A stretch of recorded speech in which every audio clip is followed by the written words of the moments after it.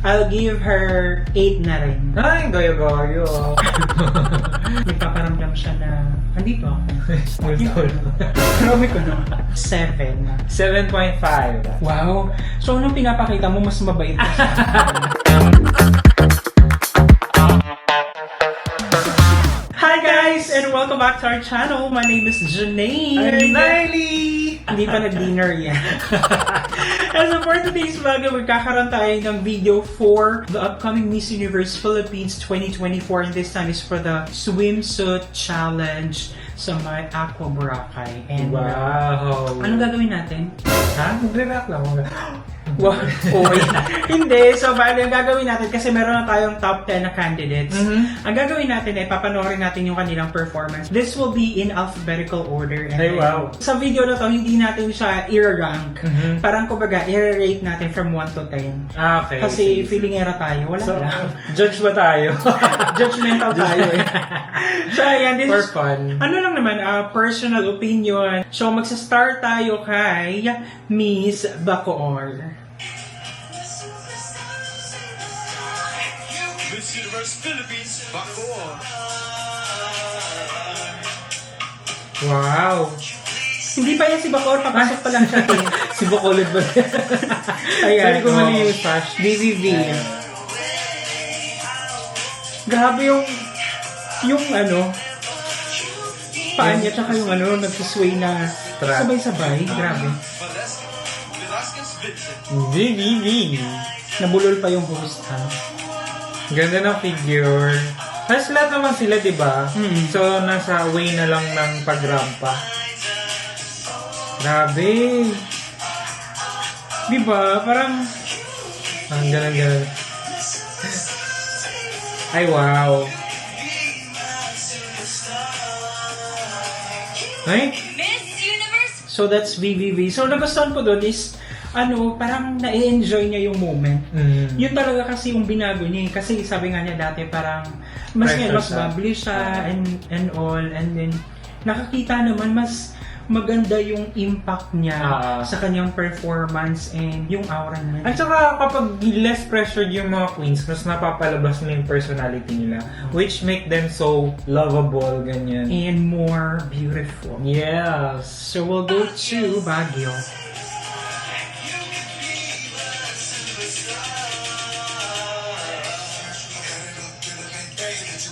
Grabe! Tara na sa Baguio! Miss Universe Baguio Shana Valencia. Look, Diba naka one piece tapos grabe yung ano. Ito pa. Laban na laban.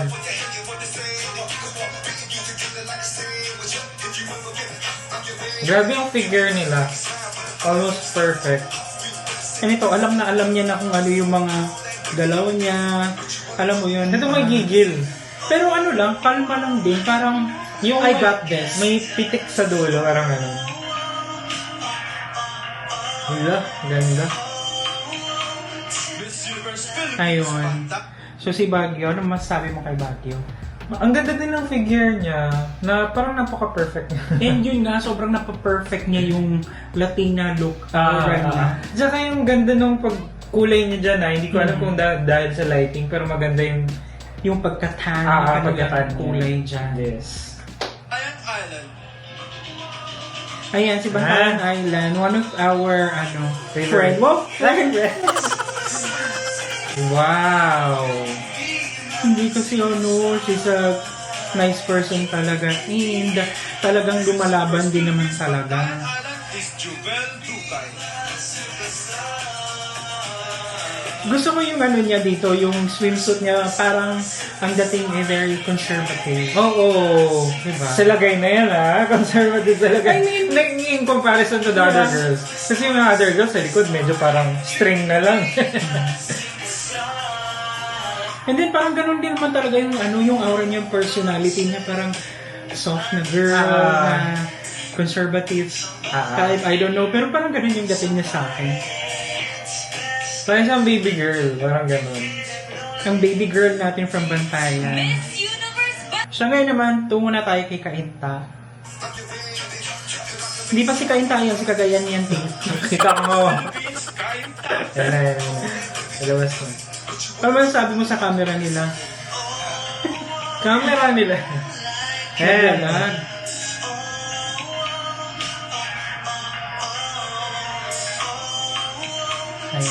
I love that part. Uy, pa-Oreo. And laban na laban talaga. That is Stacey Daniela Gabriel. Parang yung katawan niya laban na laban, handang-handa siyang lumaban talaga. Ano, signature niya talaga yung ponytail na ganyan, no? And then yung aura niya,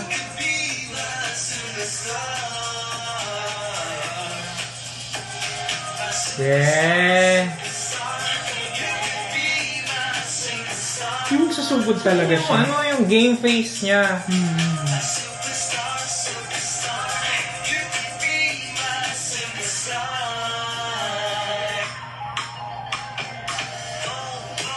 Medyo natanggal yata yung ano. Yung sash. Right. Grabe yung pag-post niya. So yun nga, nakalimutan natin yung sinasabi natin. I-rate natin, di ba, 1 to 10. Wala na. Nangyari pala tayong alam mo yung commentator ng sports. Unahin muna natin si Bacoor. So, from 1 to 10, ano yung rate mo sa performance? I'll give her 8. I'll give her 8 na rin. Ay, gayo-gayo. Okay, Kasi hindi pa naman siya, hindi siya yung perfect na perfect, pero getting there. almost Baguio. there. Baguio siguro, kung ako mahuna, 7.5. Okay. 8.2. Hindi mo ka gano'n. Hindi lagyan ng butal din, gaya-gaya. 8.2 ako kasi mas angat siya ng konti kay ano. So, punta tayo kay Bantayan Island. Bantayan Island is 7. 7.5. Wow! So, anong pinapakita mo, mas mabait ka sa akin. So, ayan. Ang Punta next tayo natin kay is Kainta. si Kainta.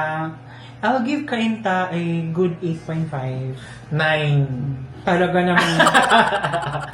9 ako kay Stacy. So, ayan. Ang susunod natin ay si Cebu. Cebu. Miss Universe Philippines, Cebu.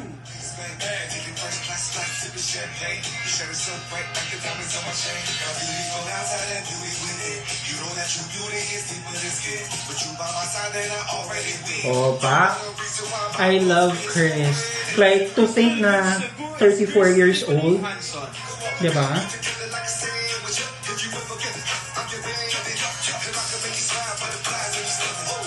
Like, ang maganda yung ano niya, yung hips niya is Oo, din, and then yung Sobrang waist niya fine. is maliit. Score. Ang score mo sa kanya? Score sa kanya, 8.5. 8 ako.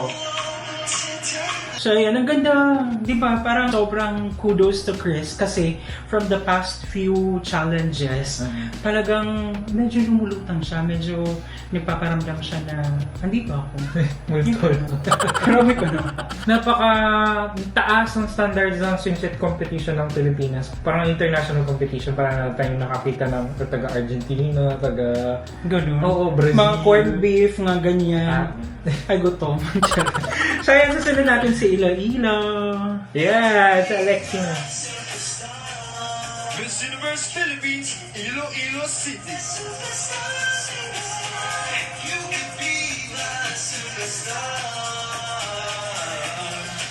Pak! Laban na laban. Grabe! Amazon! Diba? Miss Universe Glamazon. Philippines, Iloilo City is Alexi Brooks. Grabe yung legs niya! Hindi din pa niyang hips. Like, Oh, wow! Yung beat sakto. parang you cannot deny that, ano, yung booty and the, you know.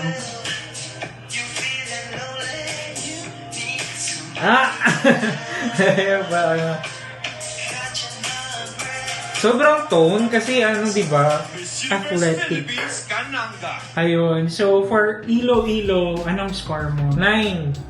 9.5. Wow, 9 ako. 9.5 ako kay Iloilo and almost perfect. Gusto ko lang makita na ma-improve sa kanya ay siguro yung the way she projects yung pag Yung, you know what I mean, yung ah. Ang susunod natin ay si Nai Cavite. Beats Night. First time na pinasok natin si Nai sa ating list of 10. Kasi tingnan mo naman. Ay, wow! Oo. Pak. Wow! Luminous yung skin. Slender yung kanyang ang tangkad. Is Mary Rose Gira. And the hair. Ang ganda ng skin nga. Grabe. And matalino din to si Nai. Agricultural engineer. Go girl.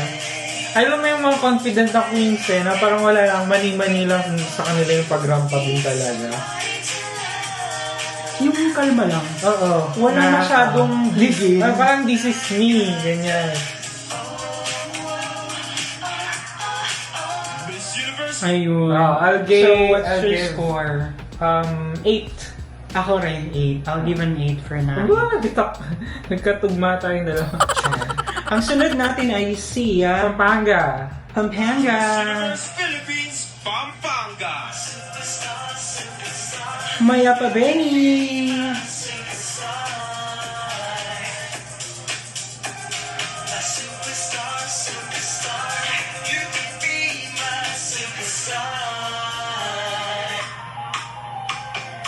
Miss Universe Philippines, Pampanga is Cyril Payumo. Wow. Cyril. Ang tangkad. Haba ng bias.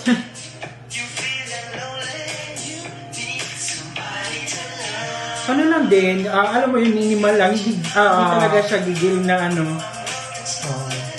Pero feeling ko kasi pag yung mga ganyan natatakpan ng buhok yung cheaters eh.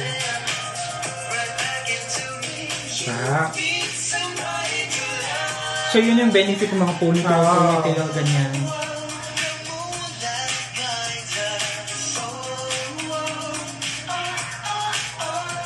Ayan, that's Cyril Payumo. Nonetheless, I'll give her 1, 2, 3, 7.7. Ang susunod natin ay si Quezon Province at Isa Manalo. So ganun na lang, dapat sabay tayo. Sige. Miss Universe Philippines, Quezon Province. Hindi pa yan. Sa Quezon City pa yan. Ayan na. Wow. Miss Universe Philippines, Quezon Province is Maria Atiza Wala akong Manalo. masabi. Wow. Yung kimbot niya lang na parang, Very calculated but it was perfect. Diba? ayun Kasi yun yung pinakagusto ko. Grabe. Yan, yung parang sumusugod na I'm going to Mexico na parang Yung sabi niya. pag-sway niya. Oh.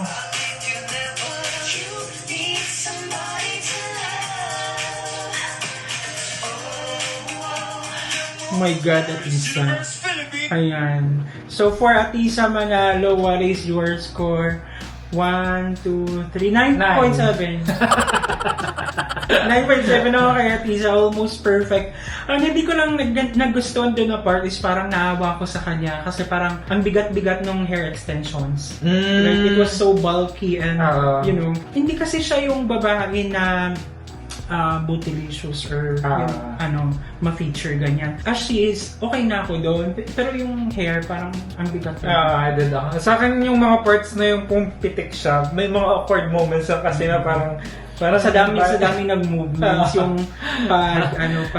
Pero otherwise yung ibang parts na sobrang flawless. Okay. Last is Taguig. Taguig.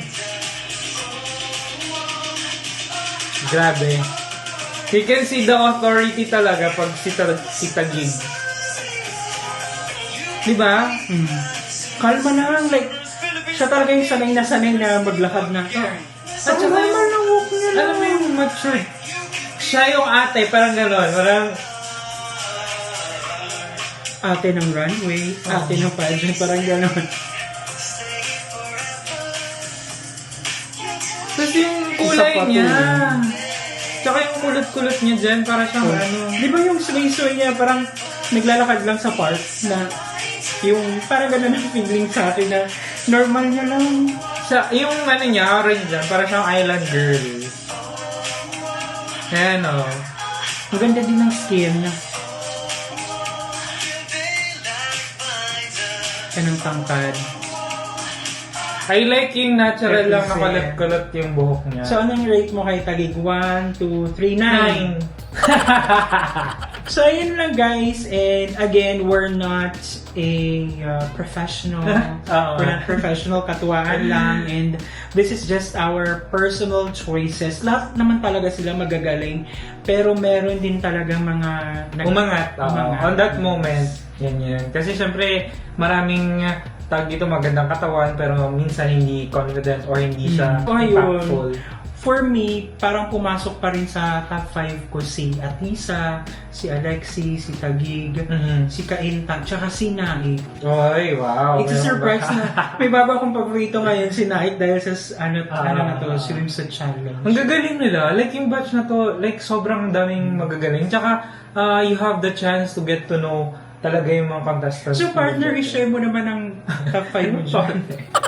Siguro not in order. Siyempre si McGarry, si Alexi, si Atisa, sino ba? Si Stacy. Kasi isa lang sino ba? Si Baguio. So ayun lang guys, and sana ay nagustuhan niyo ang ating video for today. If you've liked this video, don't forget to give it a thumbs up. Kung may gusto kayong mapanood, don't forget to comment din.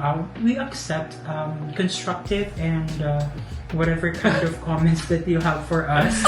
And excited na kami kasi manonood kami ng Coronation Night. So we will be in Luzon for an entire 10 days siguro tayo magta-travel no? Kasi magbabarko tayo papuntang Manila for experience. We will go to Pangasinan and then we will go to Baguio bago tayo bumaba ng Manila ulit for the Coronation Night. So yeah. Ayan, it's something to look forward to and mga contents na gagawin natin. Sana marami tayong magawang content doon. Yes. Comment kayo kung saan yung magandang puntahan sa Pangasinan or Baguio. Actually, Pangasinan is more on personal na lakad natin na, you know, with your family sa Pangasinan. So, ayun lang and excited na kami for that. Thank you so much guys and your turn. And guys, thank you so much for watching our videos. We have a lot of videos done and we have a lot of videos coming. So keep watching us. See you in the next video. Bye!